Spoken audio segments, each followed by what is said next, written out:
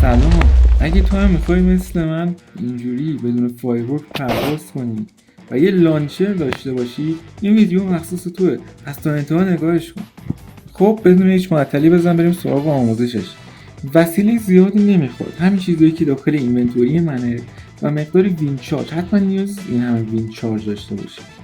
خب میایید یه فضای 3x3 تو زمین میکنید و به ارتفاع 4 بلاک میرید داخل زمین. باید همچین چیزی داشته باشید و همینجوری که منم این دیسپنسر رو میذارم، شما هم این دیسپنسر رو بذارید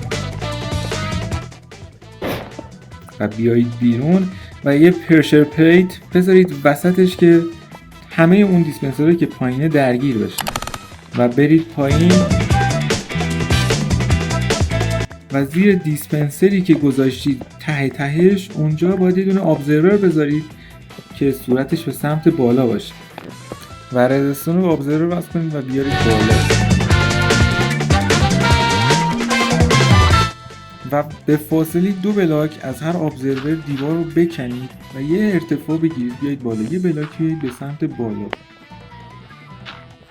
و ردستون رو همینجوری که من میذارم وصل کنید به دیسپنسرها و همونجور که گفتم 2 بلاک باید فاصله بگیرید از این دیسپنسرها که من الان میکنم میام.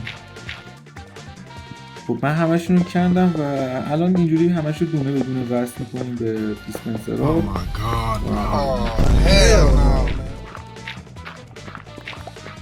و باید همچین چیزی بسازید شما و حالا فرقی نمیکنه درت باشه یا چی. اینجوری که من درت رو میذارم فقط دو طرفش باید که روبرو هم باشن، اینجوری درت ها رو بذارید که اون دیسپنسرهای بالایی هم به این سیستمشون متصل بشه و ردستون میذارید این بالا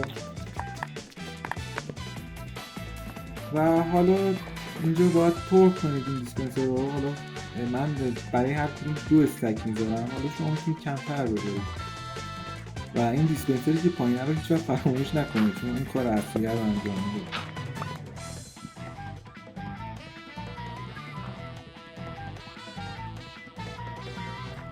و همون بلاکی کندی رو دوباره بذارید سر جاش و این سطح رو الان باید با بلاک پر کنید. حالا فرقی نمیکنه چه بلاکی باشه، من با درت پرش کردم و اسم دستون گذاشتم دورش و الان اگه نگاه کنید سر و خورده بلاک ما رو پرت میکنه داخل آسمون و این واقعا یه لانچر عالی برای مپتون و شما میتونید اینو داخل سروایورتون بسازید و لایک و سابسکرایب فراموش نشه، خیلی کمک میکنه به رشد چنلم.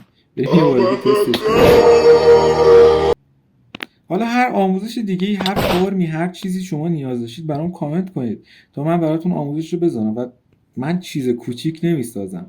اگه فرم آهن میخواید یه بزرگ و قوی ترین فرم آهن رو براتون آموزش رو میذارم. حالا هر فرمی فرقی نمیکنه. ممنونم که این ویدیو رو تا انتها تماشا کردید. چیزی برای گفتن نمیمونه. بدرود.